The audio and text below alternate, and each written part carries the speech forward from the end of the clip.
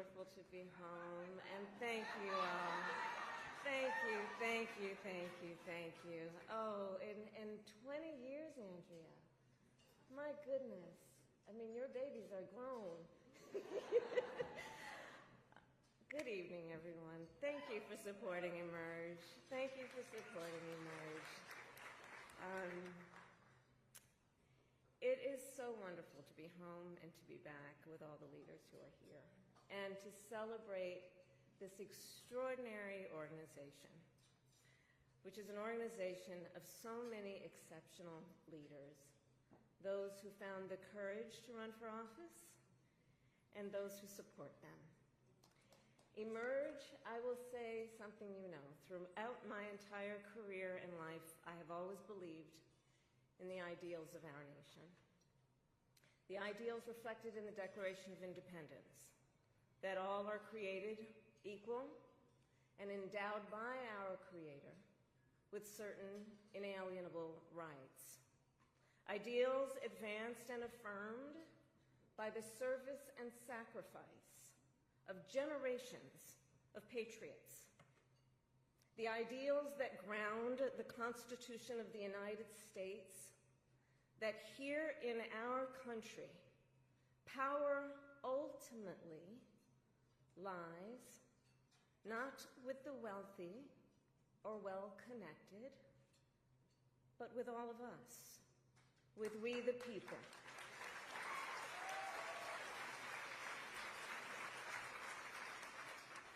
Now, of course, I recognize that America has never fully lived up to these ideals, that for all the gains we've made, the American dream has for decades been slipping further out of reach for so many, and that the American people deserve leaders who make their lives better and make our country stronger.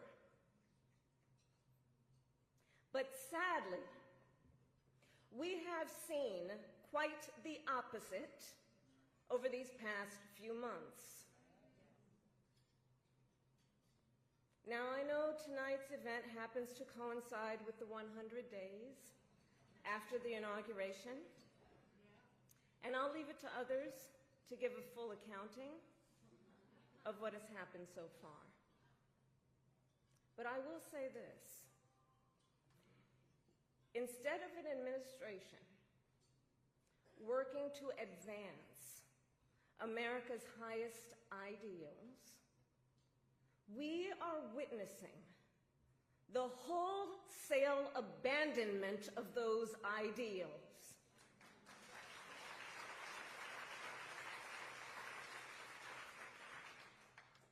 And what we are also seeing in these last 14 weeks is Americans using their voice and showing their courage. We all know President Trump and his administration and their allies are counting on the notion that fear can be contagious. They are counting on the notion that if they make some people afraid, it will have a chilling effect on others. But what they're overlooking, what they have overlooked, is that fear is not the only thing that's contagious. Courage is contagious.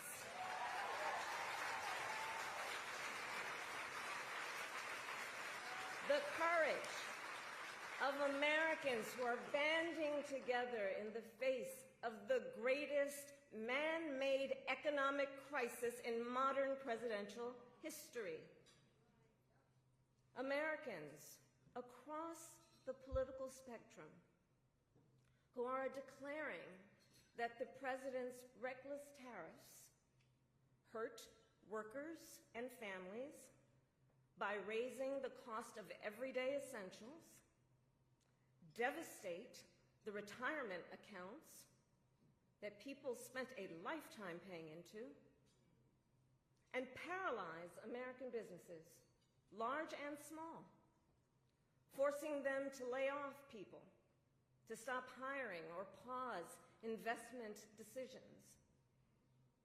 The courage of Americans we are seeing who are rallying at Social Security offices to protect their hard-earned benefits. Of Americans who are speaking out to say, it is not okay to violate court orders. Not okay.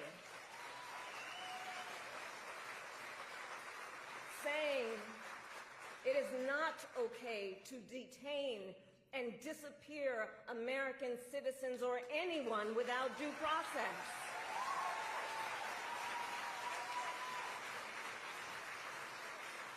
The courage of judges to uphold the rule of law in the face of those who would jail them.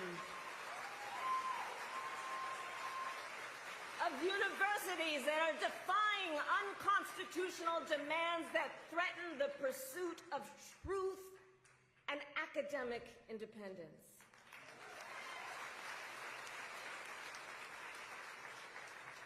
And I will tell you, the courage of all these Americans inspires me. And I have been inspired by the movements like the one in Wisconsin that put Susan Crawford on the Supreme Court. By the State of the People Power Tour that is aiming to ignite a grassroots movement to lift up voices and advance freedom and justice. And by leaders across the spectrum, including congressional leaders like Cory Booker, Chris Van Hollen, Chris Murphy, Jasmine Crockett, Maxwell Frost, AOC, and Bernie Sanders. All who, in different ways, have been speaking with moral clarity about this moment. So here's one of the other things I wanted to talk about tonight and to highlight. So look, some people are describing what's been happening in recent months as absolute chaos. And of course I understand why. And it's certainly true of those tariffs. Tariffs that, as I predicted, are clearly inviting a recession. But friends, please let us not be duped into thinking everything is chaos. I know it may feel that way, but understand what we are in fact witnessing is a high-velocity event where a vessel is being used for the swift implementation of an agenda that has been decades in the making. An agenda to slash public education. An agenda to shrink government and then privatize its services. All while giving tax breaks to the wealthiest among us. By the way, an agenda that is not lowering costs, not making life more affordable, and not what they promised. It's an agenda, a narrow, self-serving vision of America, where they punish truth tellers, favor loyalists, cash in on their power, and leave everyone to fend for themselves, all while abandoning allies and retreating from the world. And folks, what we are experiencing right now is exactly what they envisioned for America. Right now, we are living in their vision for America. But this is not a vision that Americans want. We are living in a moment when the checks and balances upon which we have historically relied have begun to buckle. And we here know that when the checks and balances ultimately collapse, if Congress fails to do its part, or if the courts fail to do their part, or if both do their part, but the president defies them anyway, well, friends, that is called a constitutional crisis. And that is a crisis that will eventually impact everyone. Because it would mean that the rules that protect our fundamental rights and freedoms, that ensure each of us has a say about how our government works, will no longer matter.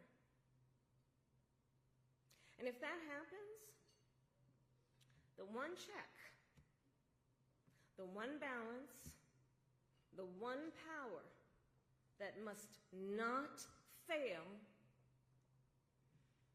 is the voice of the people.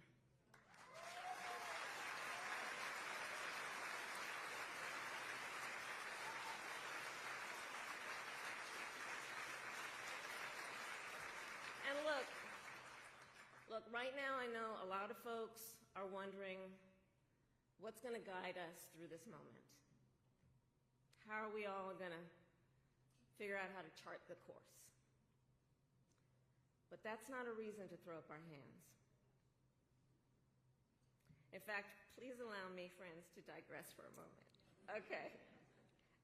It's kind of dark in here, but I'm asking a show of hands. Who saw that video from a couple of weeks ago, the one of the elephants at the San Diego Zoo during the earthquake? Google it if you've not seen it. So that scene has been on my mind. Everybody's asking me, what you've been thinking about these days? Well, so in the video, for those who haven't seen it, here those elephants were. And as soon as they felt the earth shaking beneath their feet, they got in a circle and stood next to each other to protect the most vulnerable. Think about it. What a powerful metaphor. Because we know those who try to incite fear are most effective when they divide and conquer, when they separate the herd, when they try to make everyone think they are alone. But in the face of crisis, the lesson is don't scatter. The instinct has to be to immediately find and connect with each other, and to know that the circle will be strong.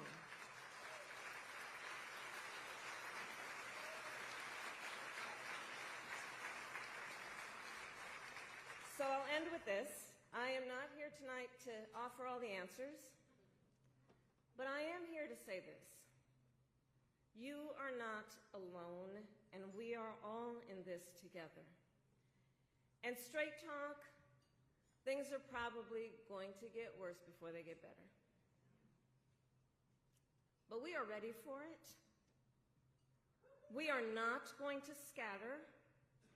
We are going to stand together, everyone a leader, and emerge. You have a special role to play. Organizing is as important as ever. Mobilizing is as important as ever. Running for office is as important as ever. So please, everyone here, please keep doing what you are doing. And to everyone, let's lock it in. Lock it in. Gear up for the hard work ahead. And please, always